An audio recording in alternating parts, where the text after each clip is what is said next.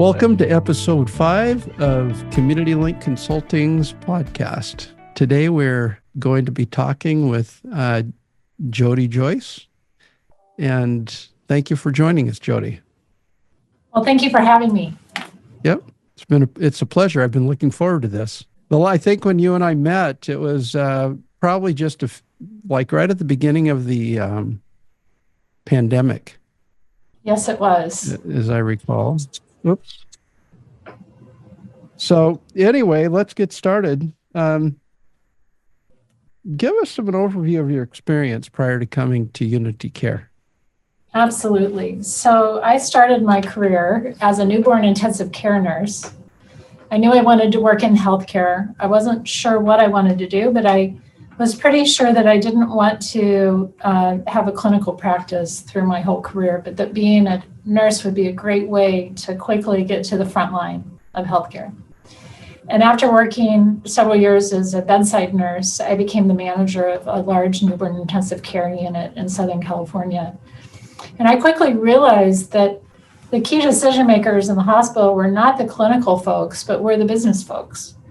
And so instead of going for a master's in a clinical area, I decided to get an MBA. And I went to Stanford Business School. And after leaving Stanford, I went to work for a healthcare consulting firm that focused on improvement work. And I thought, this will be great. I really care about quality and safety in healthcare, and so I'll go do improvement work. Well, every engagement, quality got worse. It wasn't because they meant for it to, but it was because we weren't measuring it. And, you know, Joel, you and I have talked about this, but a lot of people say what you measure, you manage. And in healthcare, my experience is that that is not at all true. But I do believe in the saying that what leaders pay attention to gets done. And so I approached the partners in my firm and said, let's start measuring quality. I know that's not the main aim. Usually by improvement, we're really talking about financial performance and sustainability, but let's keep an eye on quality too, so that we can make sure that we at least maintain it. And doing that really helped us to also improve quality at the same time that we improve the financial performance of the organizations we were working with. After having 2 kids, traveling 5.5 days a week was pretty difficult. So I looked across the street and realized Kaiser Permanente was right there. I was in Northern California. And so I went and worked for Kaiser Permanente for about 14 years. And while I was there, I helped establish the Care Management Institute, which was really about evidence-based population management for common chronic conditions. And during the time that I was there, we developed 12 population management programs, starting with things like diabetes and heart failure, and getting to things that were a little less common, like less common in addressing, not common in prevalence, but depression and pain management. And a number of those programs actually won national awards. And at the time that I was there in Northern California, our kids were in elementary school, and we said, you know what, there's probably better places to raise a family than in the Bay Area. And we moved to the Northwest. I stayed with Kaiser Permanente initially, then took a job with a large hospital-based system in Portland, where I was responsible for quality and safety as the vice president for quality and safety. We made some huge improvements there, particularly around reducing mortality and reducing infections. And we published an article that someone in Chicago read, and they called and said, would you come do for us what you did for your current employer? And so I moved in 2012 to Chicago to be the Associate Vice Chancellor for Quality and Safety for University of Illinois. And it was while we were there that our kids both graduated from school in Washington State and moved to Bellingham. And every time we visited, they're like, you guys should move here. And we eventually realized, yes, we should. And so I started looking for opportunities. While I was in Illinois, one of the organization I was with had several federally qualified health clinics that were a part of its system. And so when I heard about the UnityCare opportunity, I said, this seems like a good match. And particularly because, you know, one of the things that community health centers pride themselves in is caring for everybody, despite their ability to pay or not. And so it just felt like a really a great way to leverage what I knew and what I cared about, making a difference that matters and lasts with an incredible organization. Kind of the timing of that, I got to UnityCare 1 month before COVID did. And so it has been a very different experience in ways than I anticipated, but an incredible opportunity to realize the resilience and the passion and the capabilities of our team. That's kind of where I've been in a somewhat large nutshell, perhaps. Oh, that's a great story. Your experience in quality is something that I think a lot of community health centers are probably catching up to or figuring out. Can you talk a little bit about what is the difference between the actual service and quality? How does that overlay? Yeah, first of all, I think quality and safety, I like to talk about them together. I think quality and safety are inherent properties of clinical care. And it's either going to be good or it's going to be bad, but there's going to be a way to evaluate the quality and the safety of the care that's being provided.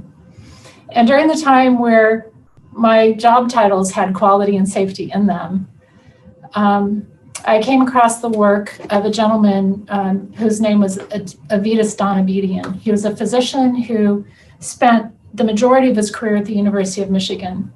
And he really is credited with establishing the ability to measure quality in healthcare. And Avitas, during his later years, was slowly dying of cancer. And someone came to interview him about all he had done for quality in healthcare. And they asked him, what's the secret to quality? And he said, the secret of quality is love. Huh. And well, I think the whole thing is that his point was that what you care about, what you invest in, what you tend actively is what you're going to get. And that if you're going to deliver clinical care, it's going to have a dimension of quality, it's going to have a dimension of safety, and let's make those as good as they can be. Okay. So that's how I kind of define that. Oh, that's cool.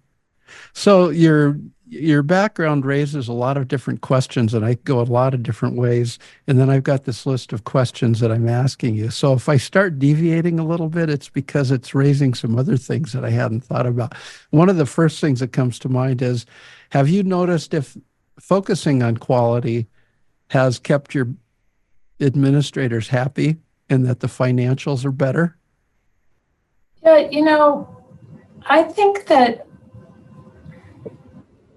I think improvement on any dimension raises performance across all dimensions. And so focusing on financial performance requires you to have good quality, because otherwise you're going to have the cost of poor quality. Focusing on quality, focusing on safety is going to benefit you as an organization in your financial performance, because you're going to do things well the first time instead of needing to do them again. And so I really have seen the ability to focus on a narrow set of overarching priorities that will deliver and elevate performance across all of those concurrently, instead of needing to decide one versus another. I don't think they compete. I think they intersect, and I think they elevate each other. And so at UnityCare, we really have 5 overarching goals as an organization. The first is about being an employer of choice, that we want our staff to feel as supported as possible, so they in turn have the resources and the wherewithal and the capacity to support our patients. Our second goal is really about being a leader in health outcomes, and that's the most specific place where quality and safety show up in our priorities and in our metrics. Our third is about being a provider of choice, right? We're here for patients who have no other choice, but many of our patients choose us because of what they know they'll get: engaged employees, excellent quality care. Our fourth goal is about being a sought-after partner, doing things in the community that the community comes to us and says, can you be a part of the solution?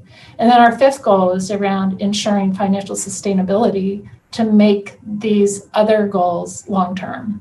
And we really see all of those roles as supporting each other, as being concurrent ways to improve and elevate how we're performing as an organization. So as you've been in the community health center environment now, as a CEO, do you find that quality is, I guess, an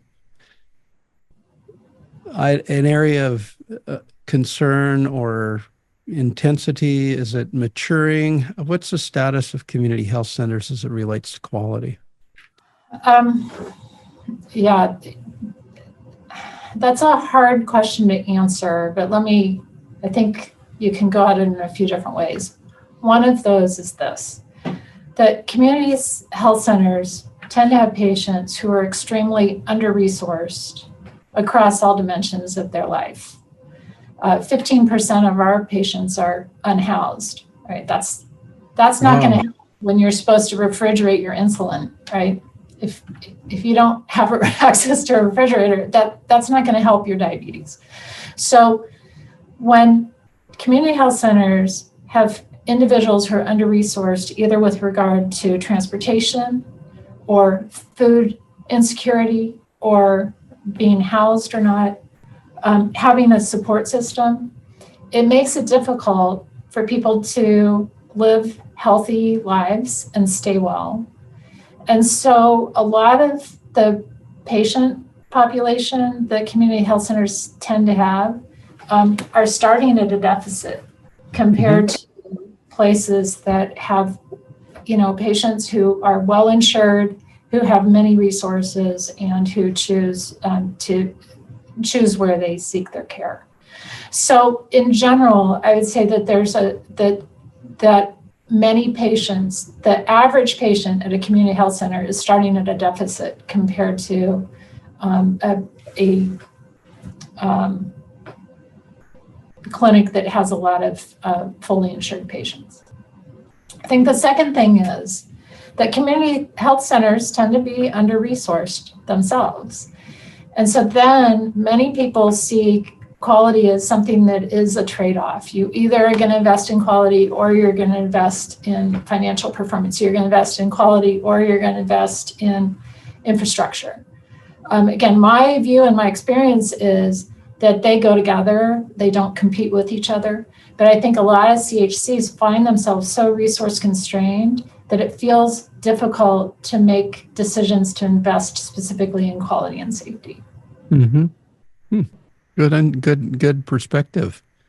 So talk a little bit about the reason community health centers don't have the resources. Well, we have a lot of self-paying patients, and self-paying patients means non-paying patients, right? We don't have the same magnitude of resources that clinics who can choose what they charge do. Our prices are set for us by Medicaid and Medicare.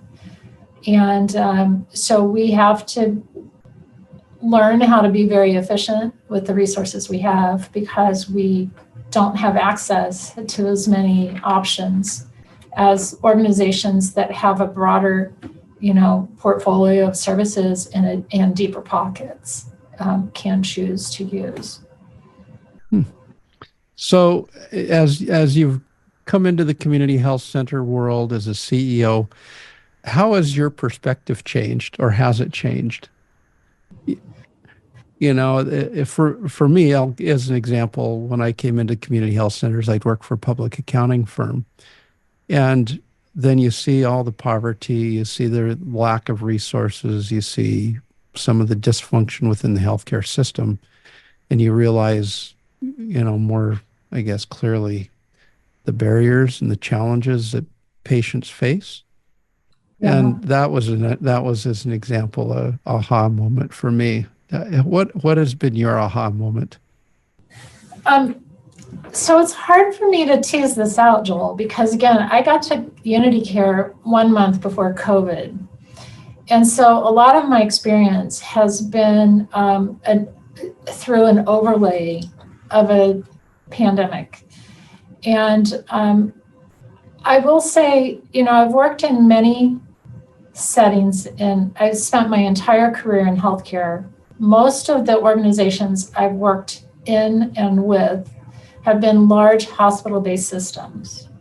But I would say in general that any healthcare delivery organization has much more in common than it has that's unique or different. And so I think CHCs are not that different from everyone else trying to do well by their patients and deliver quality services to the people who are seeking their care.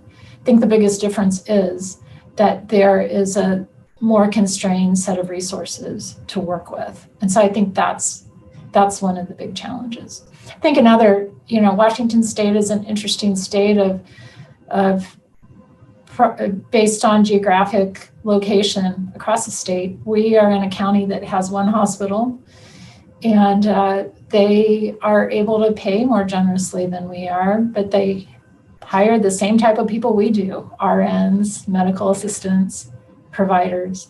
And so it's hard to compete. You can't compete just on wages. This is where we really try to lean into our mission and our vision and our values, because we want people not who choose to work in community health, but people for whom it's hard to choose not to, right? We want people who really are here about the mission, about the service to individuals who need and are so grateful for what we're able to offer them. Mm-hmm. Good. Do you get a lot of feedback from patients? We do. I get letters once in a while. I get comments relayed to me frequently. And there is just a very consistent expression of gratitude. With a lot of patients saying we literally have saved their lives, right? That were it not for us, they wouldn't still be here. And so it feels really good when we get that kind of feedback. It does. Do you feel like the staff are there then just really to fulfill that mission and help people? I think so. Our mission is to increase the years of healthy life in the patients and communities we serve. And, our services include medical care, dental care, pharmacy services, behavioral health, which includes substance use disorder services, psychiatry, ongoing therapy, and integrated behavioral health with our medical team. And, a couple years ago, we had a patient who needed a liver transplant, but he had dental issues. And so his surgeons would not proceed with the surgery because they were worried about his oral health being a risk for infection. So we were able to provide the dental care he needed that freed him up to then proceed with the liver transplant. And so, those kinds of stories just feel really rewarding because those literally are life-saving and life-transforming experiences for our patients. Well, yeah, that's fun. That's a good story. So how did the mission of the Community Health Center world draw you to it? Just what was it that piqued your interest or that caused you to say, this is the kind of job I'm interested in? Yeah, most of the jobs that I had, most of my employers before I went to Chicago were a highly commercial, highly employed patient base. And when I went to the University of Illinois in Chicago, there was a lot of poverty amongst our population. And it helped me realize that, there are organizations that, again, can kind of serve anyone they choose to. And then there are organizations that for some people are the only choice. And it felt so worthy to be a part of an organization that was providing such needed services to, as I like to call them, the deserving underserved. And so it was really that time in Chicago that helped me realize that FQHC portion of the role that I had there really felt fulfilling and important and worthy. Huh. And so that, I think, was what really inspired me to say, you know what, a community health center is really the place where I want to intentionally invest my time and my energy and my passion. Yeah. So when you arrived at UnityCare, how did you get your arms around everything? Because, it's a fairly complex business. When you think about the business functions of a community health center, there are a lot of moving parts and it's complicated. Then you've got all the complexities of direct care and quality and medical and dental and behavioral health. And so you come in as a new CEO, ready to rock and roll, and you've got all these systems that you've got to get your arms around. How did you go about doing that? Well, so my plan, I started on January 27th, 2020.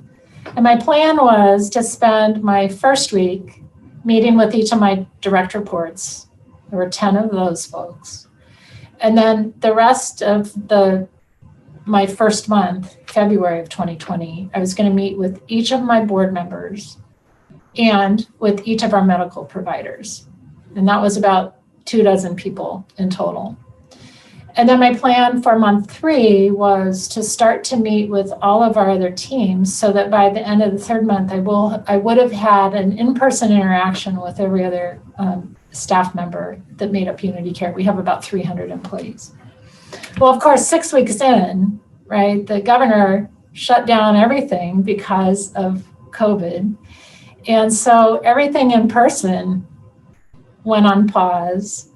Our revenue dropped by 68% in a week in mid-March. And I remember thinking to myself, I wonder what the shortest tenure of a CEO has been before the board fires them for financial impropriety. And so what I had planned and what actually happened turned out to be pretty different. One of my responsibilities, both when I was in Portland and when I was in Chicago, as a part of my quality and safety role, was around infection prevention and control. And I had been in Dallas at a board meeting for a nonprofit that I was a part of the last weekend of February of 2020. And as I got to the airport, there was the news that the first known death from COVID had occurred in Washington State, about an hour from where UnityCare was located. And so when I landed in Seattle, I reached out to the senior leadership team. I don't usually email on weekends, but I reached out to my senior leadership team and I said, 9:00 tomorrow, we're having an emergency meeting. And that Monday morning, March 2nd, most of my team was like, why are we meeting? And I said, this is going to be the biggest thing, hopefully all of us will ever see in our entire career, but we're going to respond to COVID. And I think that the ability then to say, we need to move right away on this. We need to be prepared. We need to anticipate this. This is going to be long and hard and unprecedented. And Joel was really thinking about how do we pull ourselves together, not only as a leadership team, but with our clinical programs, and how do we maintain accessibility for our patients, and how do we do this in a financially responsible way. I also got on the phone with a few of my colleagues from business school and said, what do I need to do? And they're like, first thing is cash flow. So find cash. So there were some moments, again, 6 weeks into the job, that I'd never anticipated needing to worry about, but they became part of the immediacy of what it took to be a leader in partnership with the rest of our leadership team on behalf of our patients and our community. Huh. So did you have cash in the bank? We ended up getting a Paycheck Protection Program loan, which kept us going. And then, we sustained operational losses both in 2020 and 2021. But with the COVID funding that came available, we were able to cover our costs and to keep things going. Our team is larger now. We never downsized as a part of the pandemic's impact. We really tried to think creatively about how to ensure access to the services that our patients and our community needed. Huh. So did you when you came in and pandemic hit, lost, what'd you say, 68% of your revenue? Um, In a week, it yeah, dropped by 10. overnight, basically. How did you had a master's in business. How did you get your arms around the business side of it? Yeah, I think this was, so one of the things that was unique about UnityCare is that our dental program was larger when I started here than the medical program. And while I'd worked in organizations that had thriving dental programs, none of them had ever approached the size of their medical programs. And, it was in mid-March of 2020 that the governor shut down routine dental care to preserve PPE for hospitals and for surgeries. So that was the largest revenue stream that went from cooking to cold freeze in a heartbeat. And so then I think we just had to look at, okay, what is it going to take? What's our run rate as an organization? What is it going to take to keep our folks in wages and to keep our lights on and to be here and to repurpose dentists and dental assistants to things that they could do instead of providing dental care, because that was suspended for about 2.5 months. And so I think it was really then trying to say, okay, how do we understand what are the outflows, what are the inflows, what are the new sources of revenue? Thankfully, a lot of COVID funding became available that will keep us going. And how do we be really opportunistic? One of the interesting things is there were a lot of organizations in our community that started laying people off because they were uncertain and their work had gone away temporarily, at least, right? And so this is where, Joel, one of my strategies is to hunt like an alligator. You kind of lay at the edge of the water, and when an ankle steps in, you grab it, right? We actually hired about half a dozen amazing folks who had been made available by their previous employers who were worried about what this was going to look like. And so we actually made some strategic hires during the spring and summer of 2020, working toward building the capacity to continue to grow and to continue to be better. But I think that it took us really understanding and studying what the revenues streams were looking like and what our reserves look like so that we didn't deplete too quickly. Huh.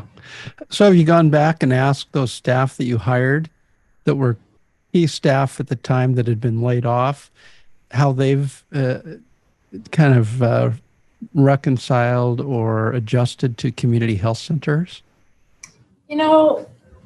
Not very much, really. I mean, most of the ones we hired are in leadership roles, and they've just been outstanding additions to our team. Some of them did things that were kind of related to this. But yeah, for most of them, we were their first community health center employer. Yeah.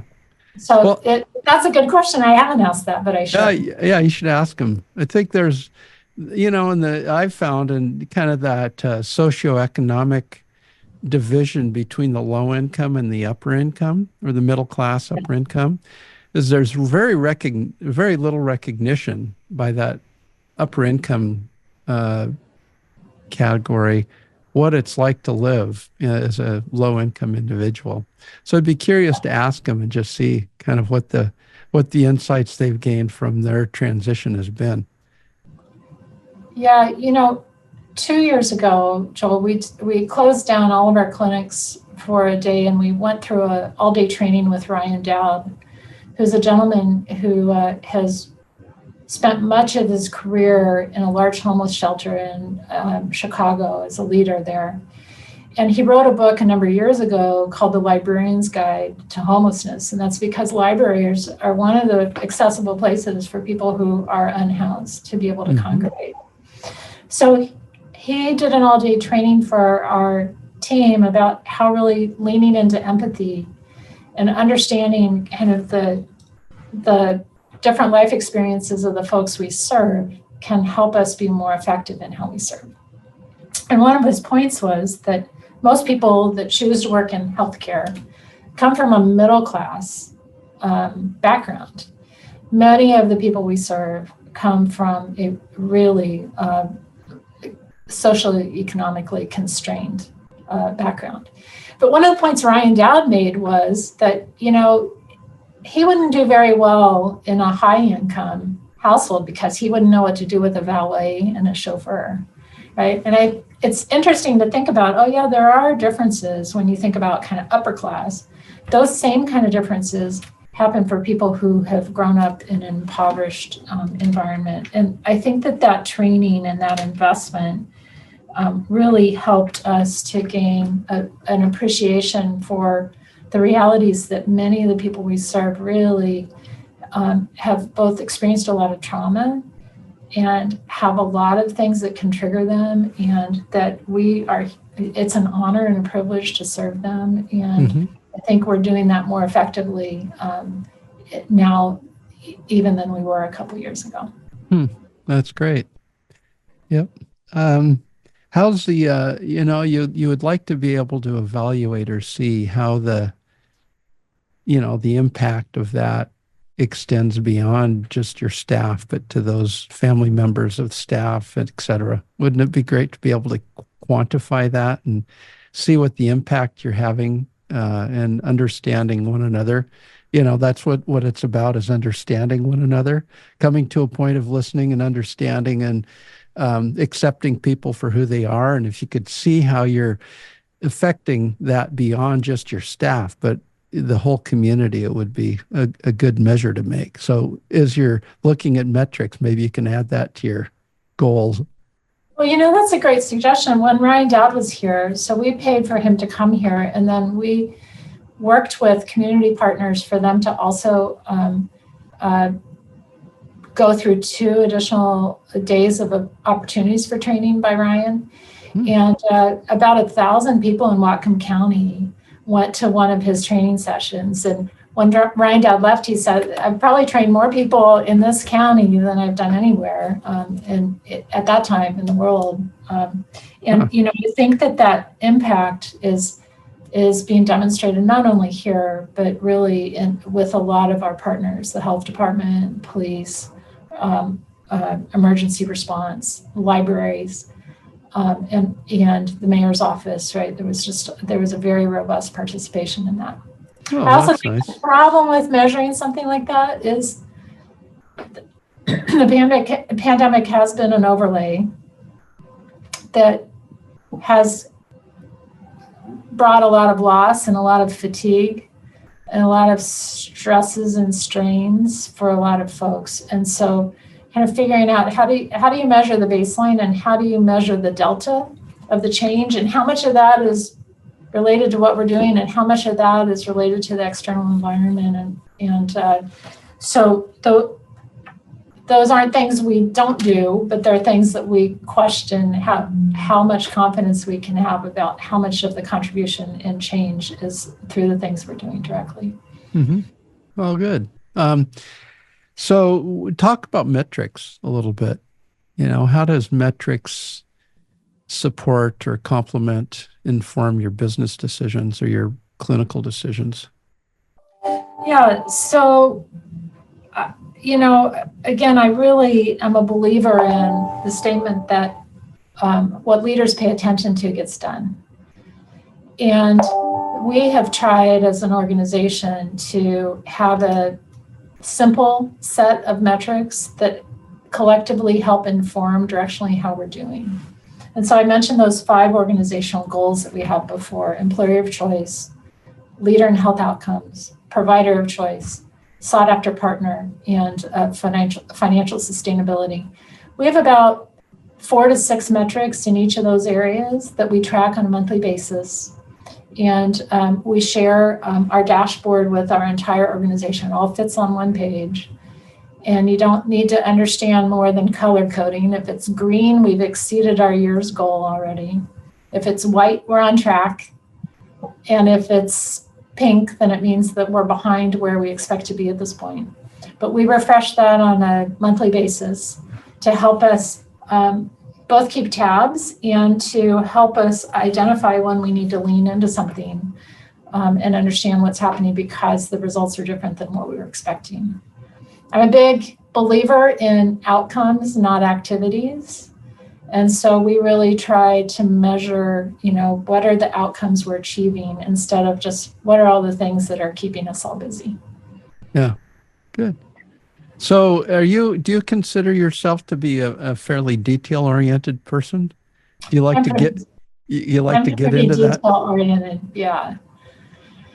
I Is think when we've worked together, I think you noticed that a little bit too, right? that was a question. I noticed that. I wanted to know if you wanted to share anything about that. I think that you got to know the hard facts of how you're doing, and you need to not be afraid of it either. I've tried to be really transparent with all of our staff in our organization about how we're doing across all dimensions of performance, but including financial performance. And every once in a while, I'll get it. We have an anonymous digital suggestion box that people can send me comments, suggestions, or complaints. And every once in a while, I'll get why are you telling us all this financial information? That's an upper management problem. And, my view is, no, that's a reality for all of us, that how we're doing financially is a reflection of how many patients are we serving. It's also what informs how generously can we pay, what decisions can we make, what investments are available to us. We've made the decision to move our electronic health record from our current platform to Epic next February. And that is not a cheap decision, but it's a decision that we feel aligns really well with our long-term goals. And obviously, sound finances are required to be able to make large decisions like that. Mm-hmm. Good. So one thing I don't want to miss, you post frequently on LinkedIn. Then do you read, spend every waking minute reading all these articles? Because you're always posting interesting health-related articles. And I'm thinking, how do you get through all that information? Well, I kind of cheat on that, Joel. So back in the old days, when I worked for Kaiser Permanente, I used to get once a month an inter-office envelope. I got probably 50 table of contents of medical journals that were mailed to a number of folks, including myself. And, it wasn't the articles, it was just the titles. But if you found an article that you were interested in, a title you were interested in, you could ask the Kaiser library to send you that article. And what I do now is I subscribe to several kind of aggregator information resources that include Becker's Hospital Review and the Kaiser Family Foundation. And it's through that they do a really nice job of kind of identifying topics of interest. I would say during the early days of the pandemic, I posted a lot about the pandemic and about the importance of masks and distancing and vaccines. And there are a lot of people that didn't appreciate that very much. And sometimes they would comment about that, surprisingly, right? Huh. So I think in the last couple of years, I've tried mostly to really focus on wellness and what kind of information might be valuable for people to understand about, I think we're all in our own pursuits of wellness and staying as healthy as we can or trying to recover from things. And so a lot of the things I post are about, interesting studies that identify things like how to slow the progression of Alzheimer's, or how food choices affect chronic condition prevalence and severity. And so a lot of those things, first of all, I get kind of aggregated newsreels that come my way. And then out of that is when I find things that I think might be beneficial to others. And those are the ones I share. Yeah, good. You've got some great articles you post about.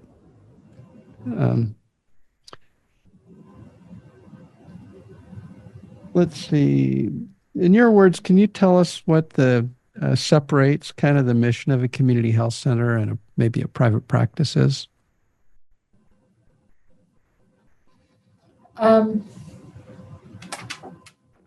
Yeah, I think that the focus is on the patient, and the focus is on doing well by the patient.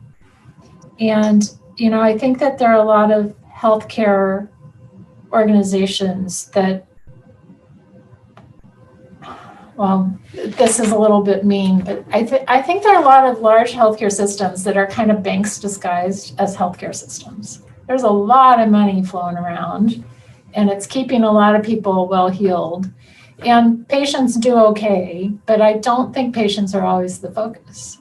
And I think a community health center is generally about doing the very best possible for the person in front of you. UnityCare is really committed to integrated whole person care, both traditional types of care and more non-traditional things, right? We have a extend a hand fund that helps individuals with the cost of their prescriptions when they're not able to pay for those themselves. We have a Hand Up for Health that helps us provide services and resources that help our patients be able to live their lives better. An example is an elementary school child whose family couldn't afford shoes for him. And so we bought shoes for him out of this Hand Up for Health fund.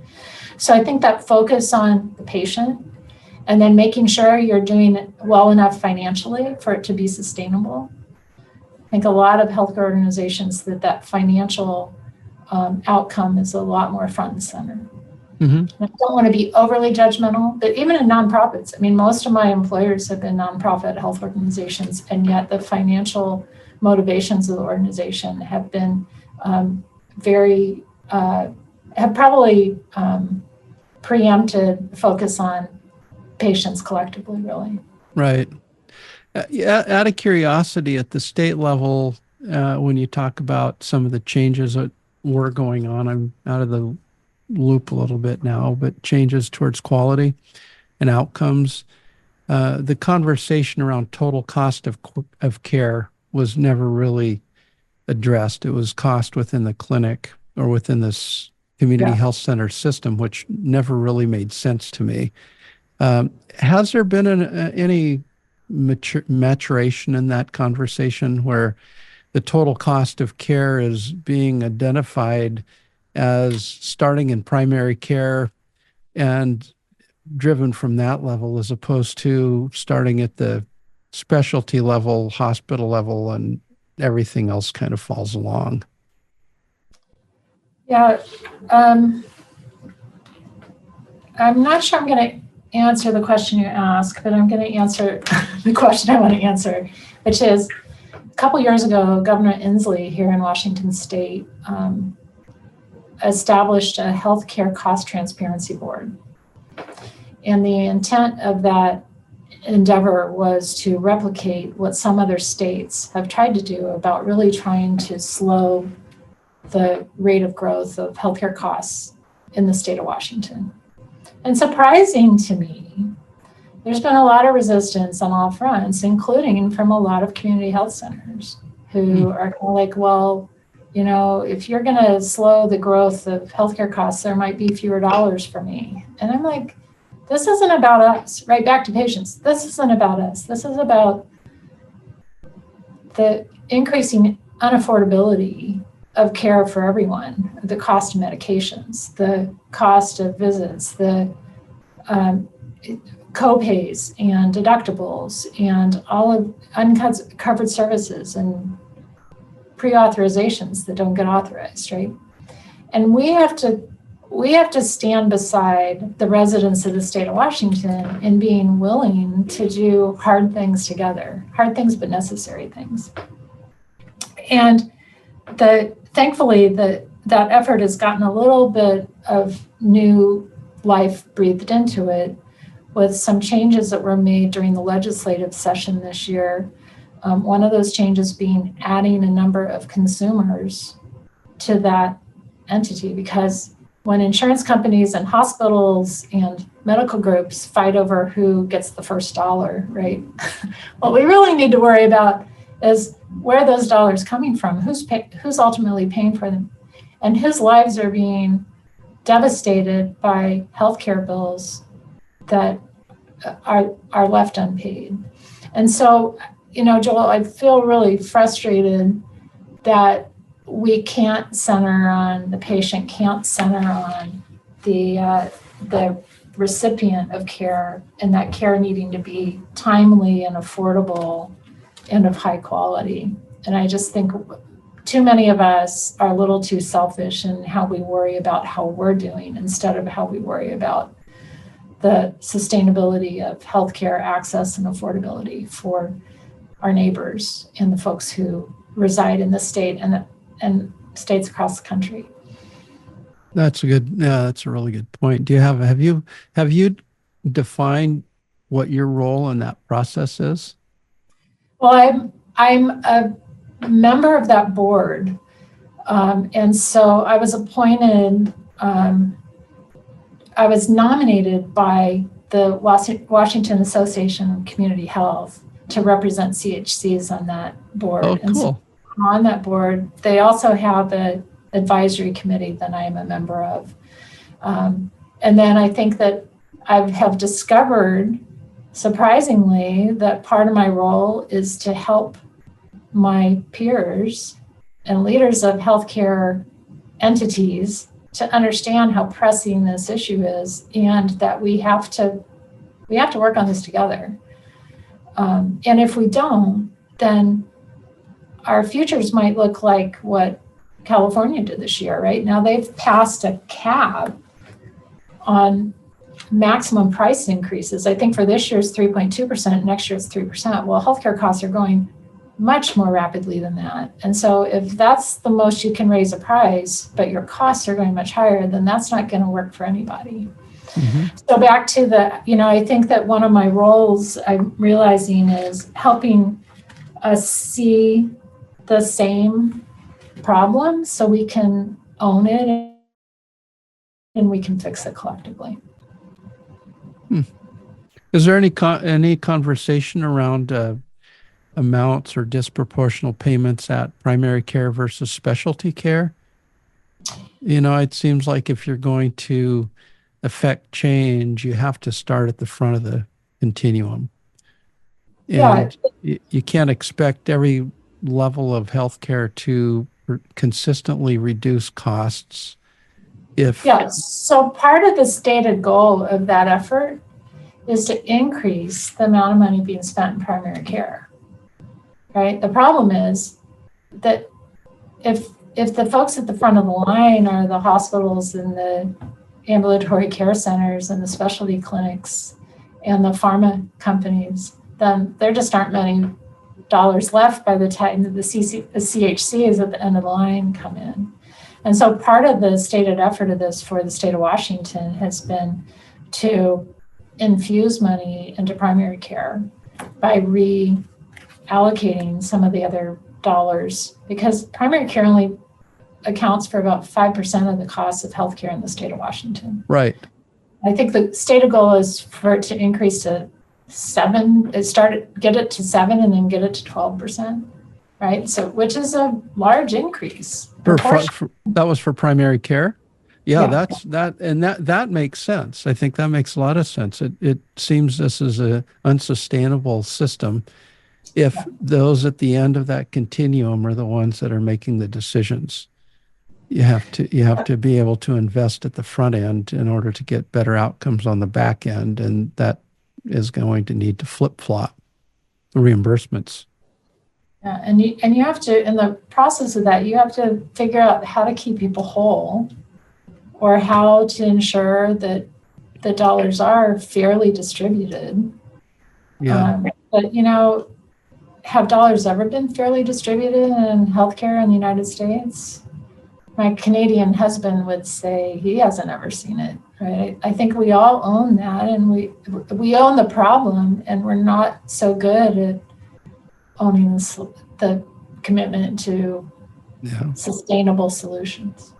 I guess you have to ask what fairly means. Yeah. Exactly.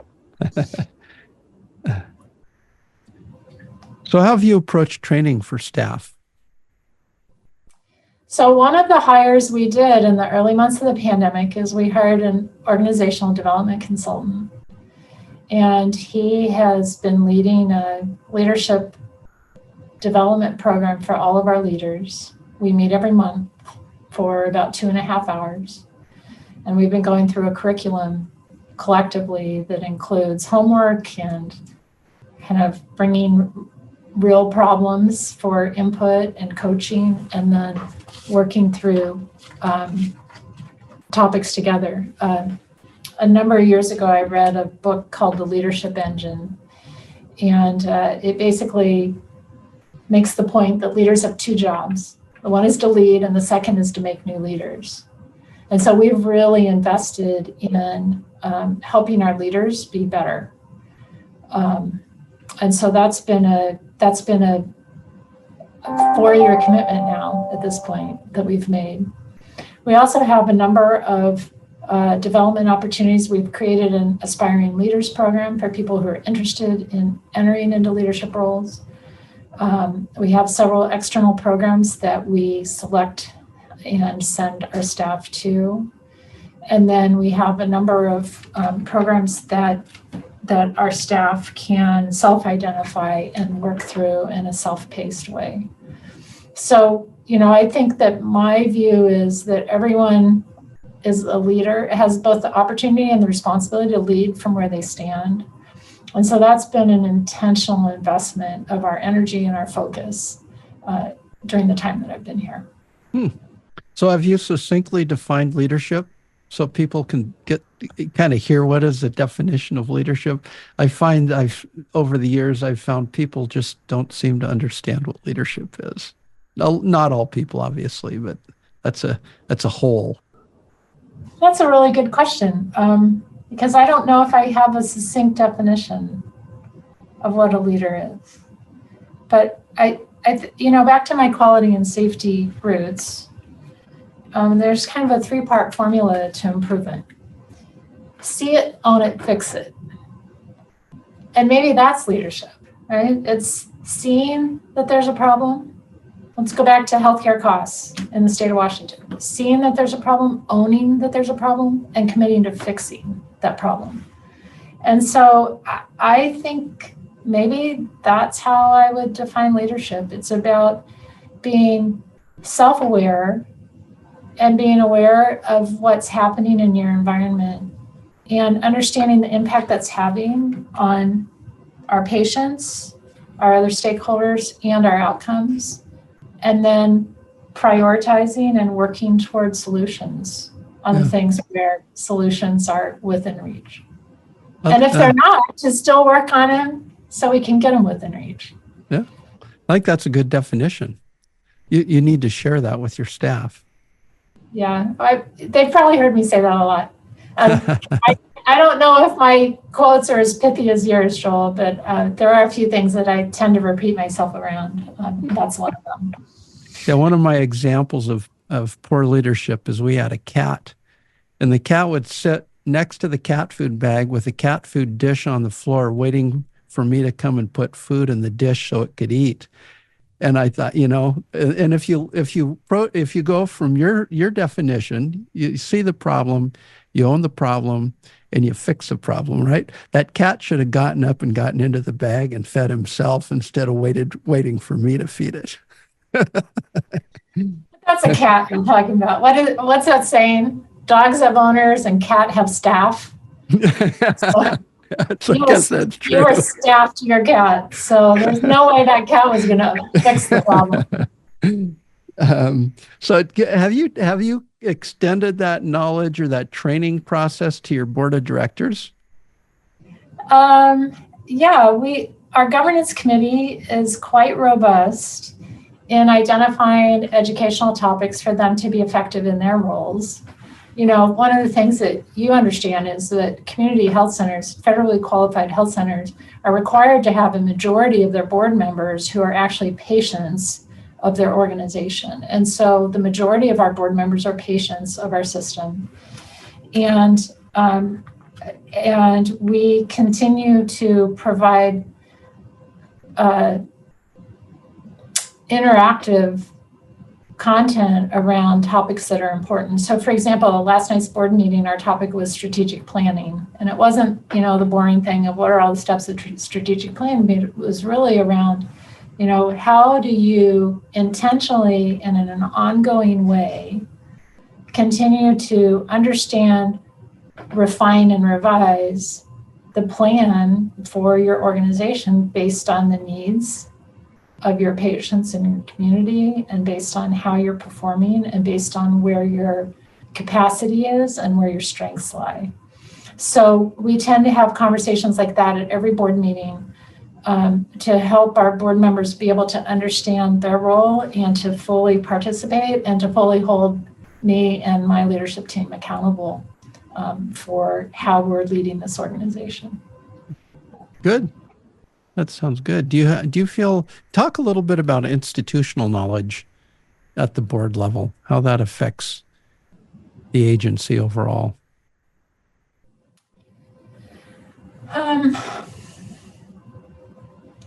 Yeah,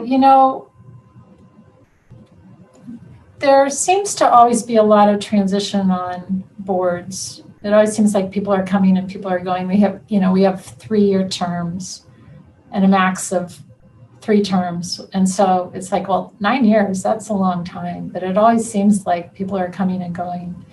And so for a board to collectively hold the knowledge and information to help understand what are the needs of our community, what's unique to UnityCare, and what do we need to hold our CEO accountable for, is something that, I think that our board is continuing to kind of strengthen its own understanding and its effectiveness in doing that. I've certainly been in organizations that took that strategy of there's 2 ways to keep a board out of the loop. The one is to tell them nothing, and the other is to tell them everything. We really try to right-size the amount of information and make sure that we're not handling the board, just telling them, here's what we're doing, just say okay, but that we're really helping frame issues and concerns and conversations for them to provide oversight and governance and input around direction, and then again hold us accountable by their own understanding of what's needed and really what both what our commitments are to HRSA as a regulatory body, but also what our commitments are to our community, what our community needs, and how they're helping us stay connected to that and remain accountable for. Good. So the board of directors takes probably quite a bit of your time. Do you have any insights on how to work with your board of directors effectively?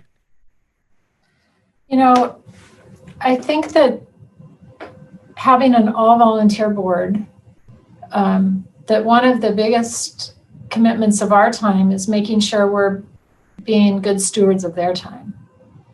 So trying to not overwhelm them with information, trying to have a manageable agenda and a good sequence of information, of making sure that we've done our homework of what information is available to them, so that we can have robust, informed, interactive, and inclusive conversations.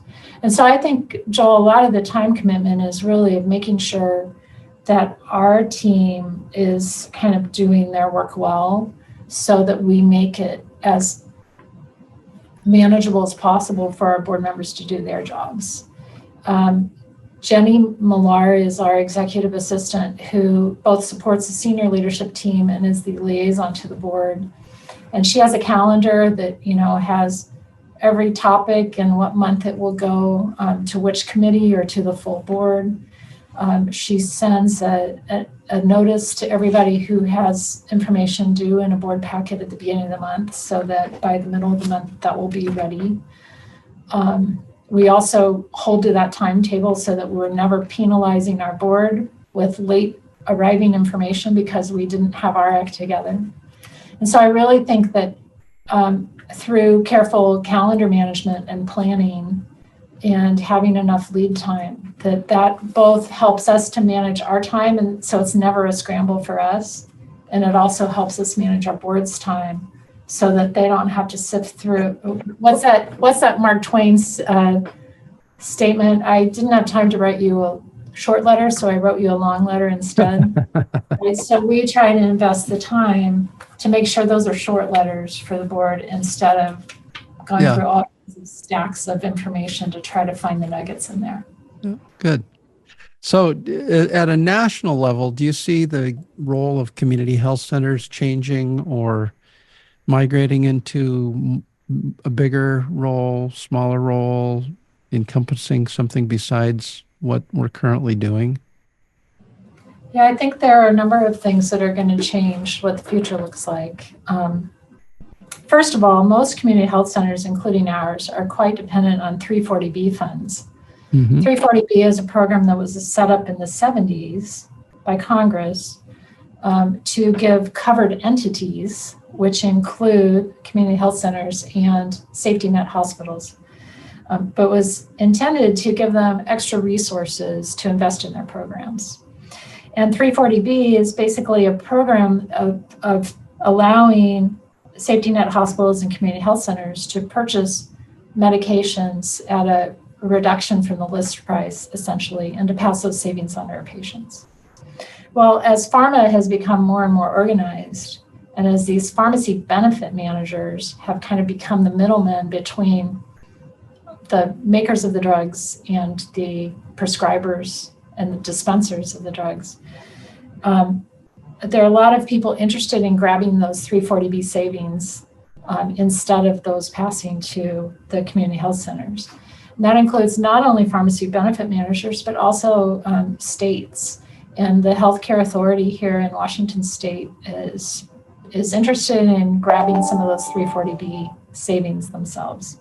So that's one thing that is going to affect the future financial viability of community health centers across the country. I think another is this whole phenomenon of lookalike health centers that initially community health centers, these federally qualified health centers, were authorized through HRSA.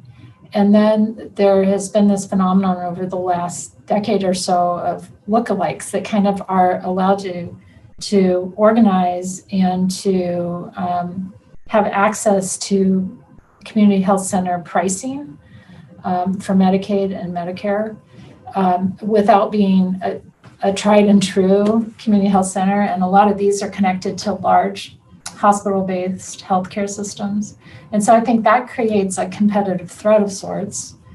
I always think competition is good, right? It really makes you sharpen your game. And yet I think that it poses threats to what the landscape looks like. And then, we're 4 years past the start of a pandemic, and we're seeing new infectious diseases that we as a country remain pretty flat-footed around. And community health centers are not public health, but they're closely linked to public health. And I don't think public health in general across the country is stronger than it was before COVID. A lot of great people left due to a lot of tough things during the pandemic. And so I think that also makes the environment a little bit harsher for community health centers to function. And then costs are just continuing to go up in healthcare.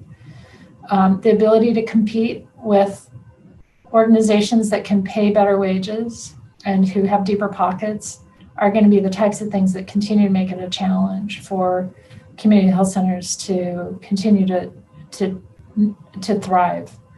And so I don't think it's going to get any easier, but I don't like being bored, so I'm not worried about that. That's right.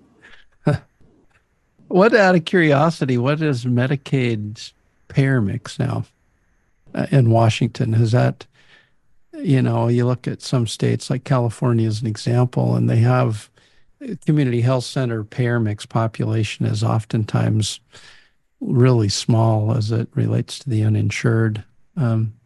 Is Washington kind of beneficial like that, or? So there's several different ways to answer that question. But,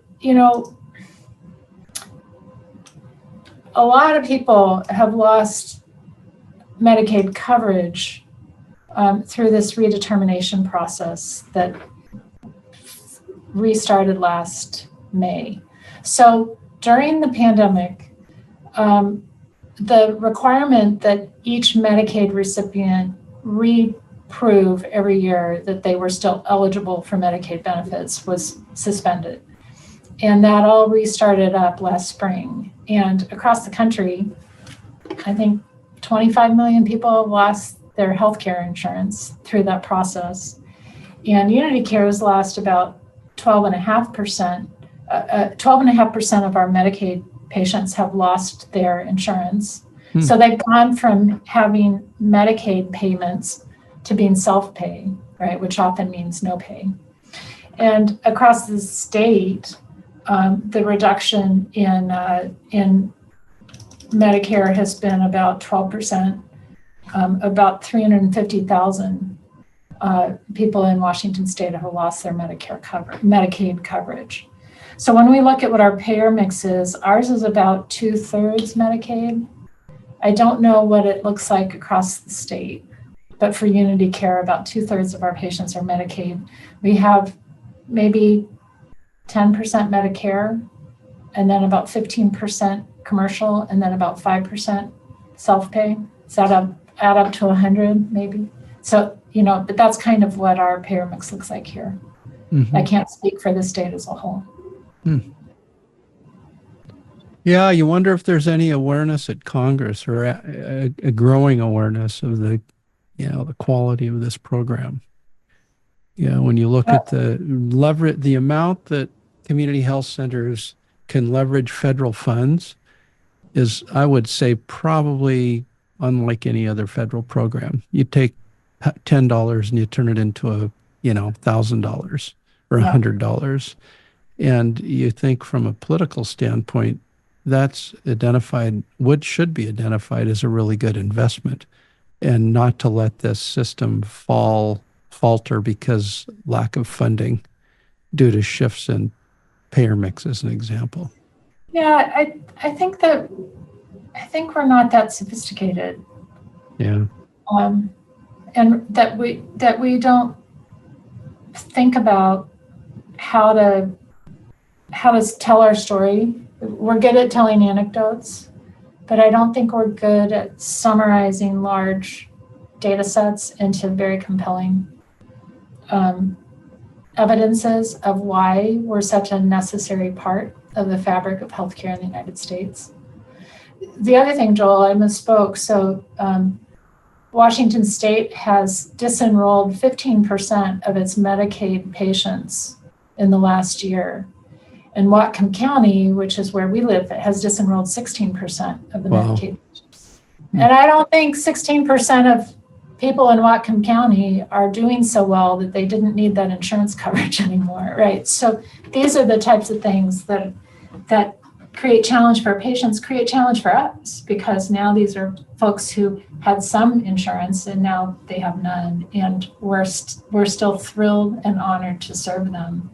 And we have to be more creative about the resources to help fund the costs of providing that care. Yeah, that's a dysfunction of our healthcare system. Yeah. From a practical standpoint, as a community health center, if 10 of your patients go from uninsured to, or Medicaid insured to non-insured, it probably translates into, just those 10 visits at what, a couple $1,000s. Yeah. So do you have any other parting shots or comments for any listeners or for me? No, well, I appreciate the opportunity to have this conversation. And, I think